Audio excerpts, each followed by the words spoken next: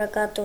نن موږ یادو چې څنګه کولی شو دا خپله سټارټ بټن یا وینډو غټه کړو یعنې بیک کړو.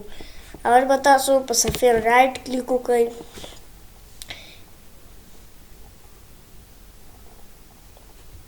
پرسنلایزیشن ته به راشئ.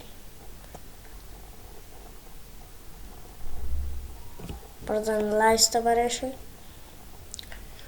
دلته به تاسو taskbar هم دی، سټارټ هم دی. تاسو سټارټ ته راشئ او دلته یوز سټارټ فول سکرین باندې به کلیک وکړئ.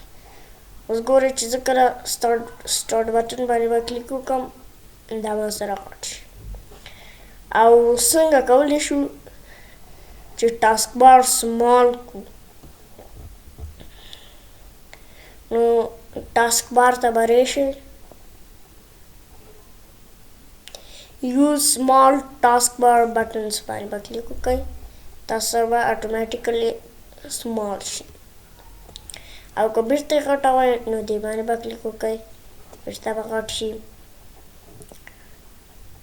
او که تاسو ووهئ اتوماتیکلی هایډ taskbar نو تاسو سره به taskbar هایډ شي.